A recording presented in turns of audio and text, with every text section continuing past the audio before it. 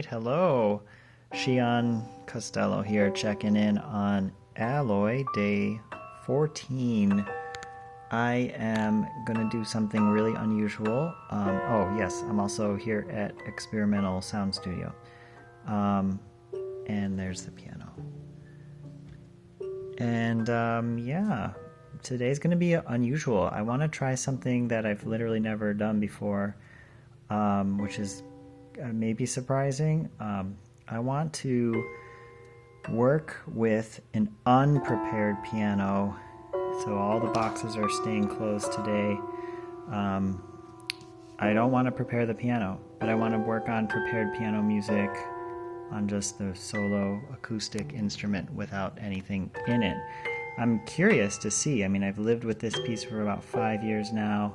I've known it for maybe 20, and I know so much. It's so intimate to me, to the setup now, or it's getting more and more intimate. It's getting more and more familiar, the sound world of this piece, the John Cage Sonatas and Interludes for prepared piano of 1948.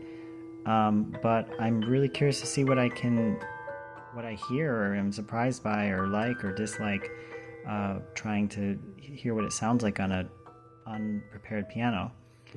Just some backstory. I learned it by playing on a weighted keyboard turned off and just basically listening to the percussion sound of the keys, just the thuds of the key hitting the bed of the instrument without any sound, without any notes. So just coordinating the gestures and the physical timing of it, the rhythm. And then the first time I ever actually played it was with a fully prepared instrument. And first and every time after that too. So I've never actually done that where I just sit down at a piano and play it. Same with a lot of other music written for it. This might be kind of a weird idea for some, and maybe sacrilegious even to some people who really love this piece, but I also then decided to just check out my piece because no one can, be mad at me for that. I'm just going to play a piece that I wrote for the same John Cage setup of the Sonatas and Interludes, and also hear what it sounds like there, because I also did not hear anything on acoustic piano, unprepared acoustic piano, on that piece as well. So I'm just really curious, basically, to try something pretty unconventional, but in a weird way, so unconventionally unconventional that it's conventional, because I'm sure a lot of people just kind of poke around on an unprepared instrument to check out this piece. But I'm kind of working backwards here and revisiting them just from, the piano as it would normally sound, that it wasn't originally intended for, just to see what kind of things it teaches me. So we'll see what happens. I might like it, it might be cool, it might be kind of a dumb idea, but I'm just curious to see what comes of it.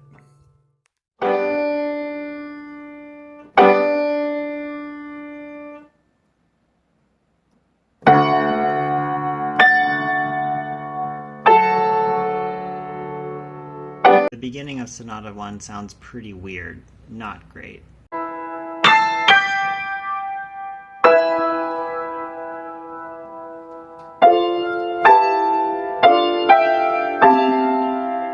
The prepared notes aren't really running the show. It sounds pretty good. Very clearly bird calls to me. But honestly, when I, knowing this piece with the preparations, it doesn't really stand out as bird calls.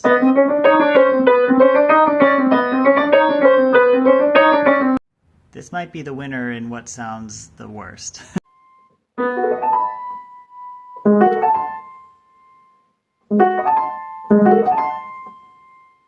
This was actually very illuminating to play. Really nice harmonies, especially this bigger run down here. I'll try to play with one hand, but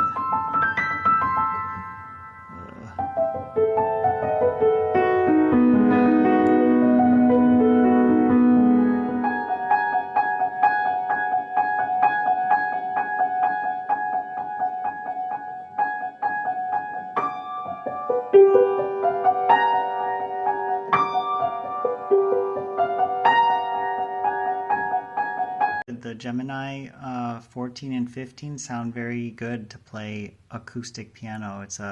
It sounds good, the harmonies are there, the spirit of the piece is still actually there without the preparation.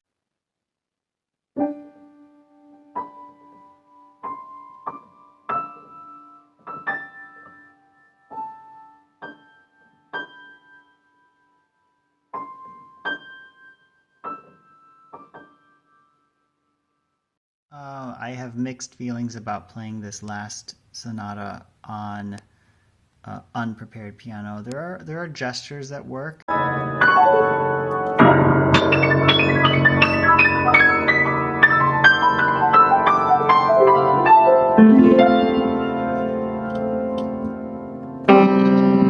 Okay, for my piece, you know, some of these runs are kind of nice.